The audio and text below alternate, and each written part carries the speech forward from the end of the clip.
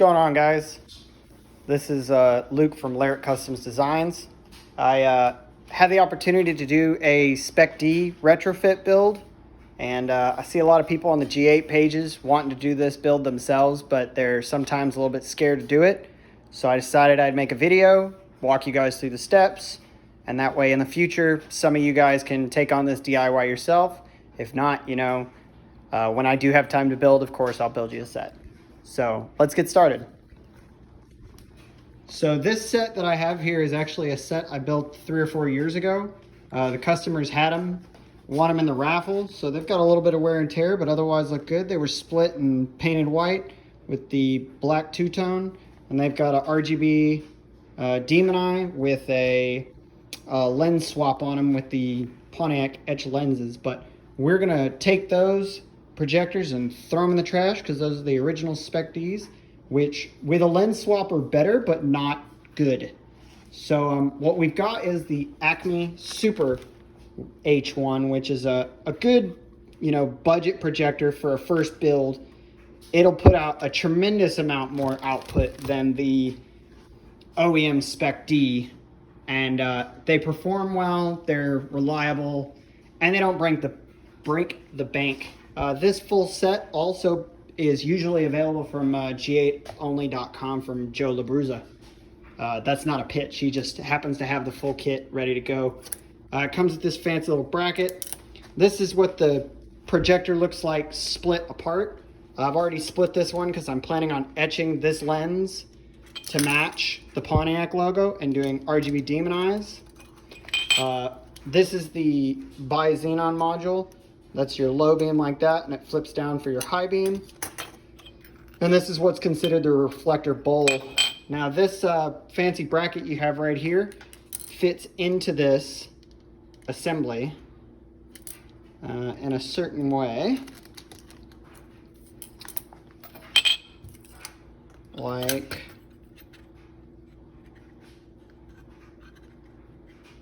so. And then the whole assembly brackets bolts back up together. Now this bracket is made to fit the inside of this headlight behind it. So that gives you a little bit of an idea of what you need to have in order to do it. Obviously these will need an H1 bulb. When I originally sold these had an H1 bulb in them, so they already have an H1 here, which we will reuse, and you need an HID kit to go with them. I prefer the Morimoto kits, although the Hilux kit and the Speedy Start Acme are both great kits if you can get those kits. I use them on my own vehicles. Anyway, so first thing you want to do before you get started, you don't want to bake these headlights with caps on them or bulbs in them. So you want to take this bulb out and remove the 2 caps. If it has HID bulbs, you can pull them out. The reason I did not on these is because the demon eyes and everything are still wired in. So I choose to tuck some of this in. It will not hurt any of it. Obviously, when it was reassembled, all of this was on it, and all that stuff goes right back through the caps. One very important part, which if you've ever split a G8 headlight, you'll know, but if you haven't, this might stump you, as there's 2 screws here on the end that need to be removed. So we'll go ahead and remove those carefully.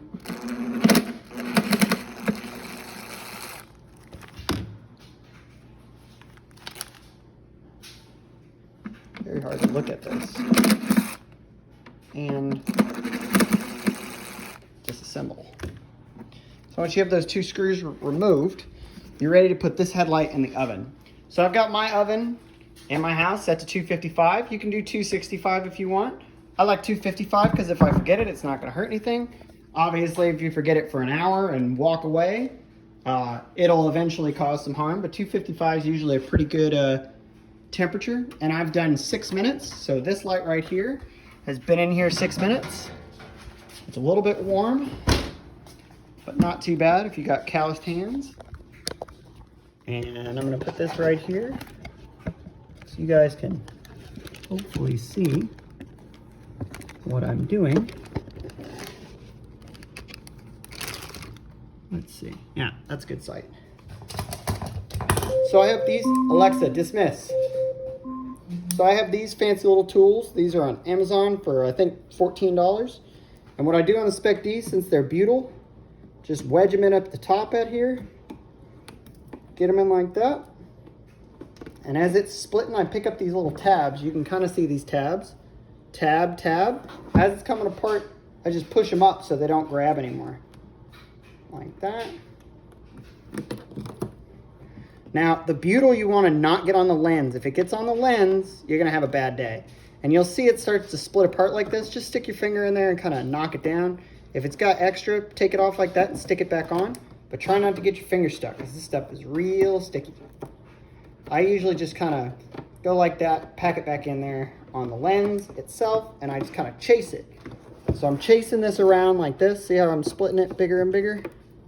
And I'm just replacing the butyl that goes in there.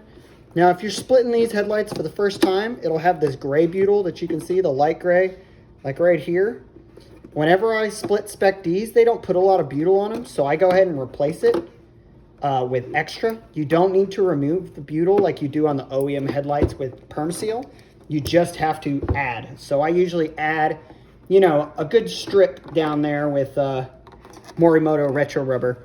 There's a bunch of different brands out on the market. Dynamics now carries butyl as well. They're all the same stuff. It doesn't really make a big difference on them. But whatever you do, don't buy 3M window sealant. It will not work as butyl. It might be listed as butyl, but it is not the same temperature rating. And your headlights will fall apart if you use it. So once I got that tab, same thing. Just kind of chase it. You got to be a little careful in this corner.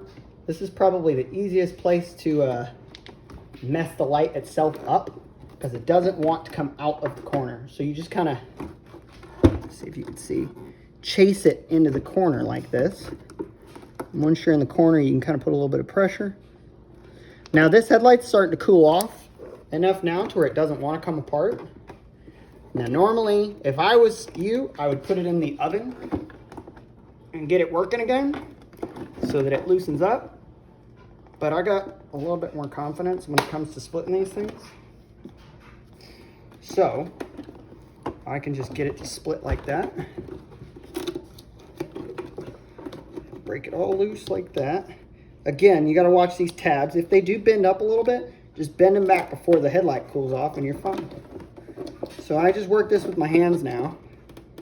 The biggest part that you don't want to do is touch anywhere on the inside of the lens, and you don't want to touch the reflector. You never know what you're going to keep, but fingerprints are very hard to get off.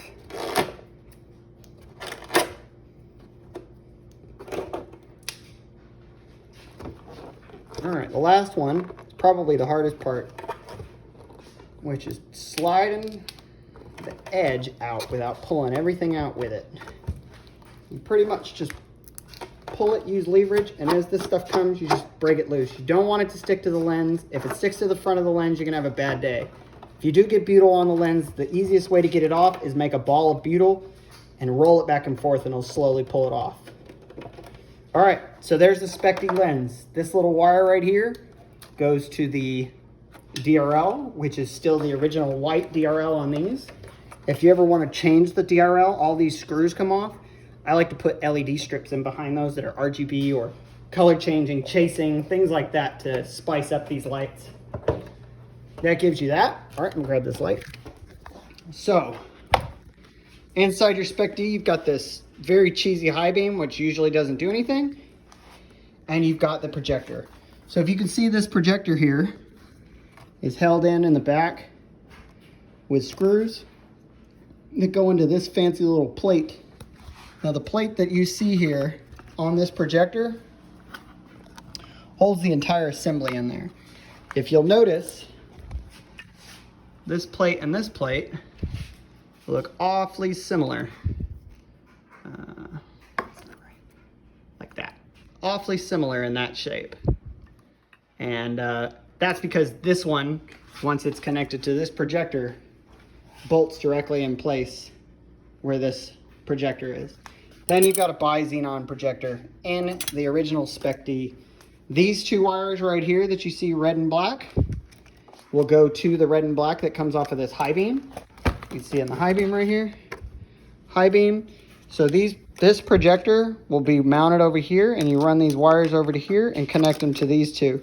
If you want to retain this bulb, you take these two wires and you cut them and you splice these wires into them. That will mean that the high beam for the low and the high beam in the high will come on at the same time.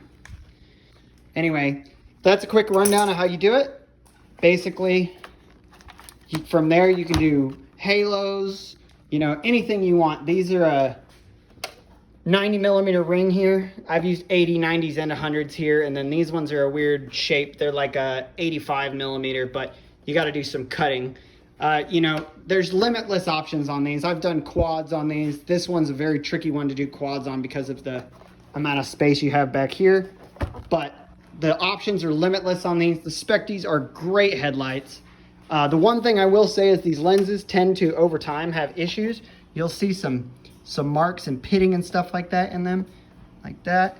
These ones have been restored, but if you want your headlights to stay in great shape for a very long time, the first thing I'd say is ceramic coat them, followed by either a clear coat, like 3K clear, or a clear paint protection film, which also is available on g8only.com.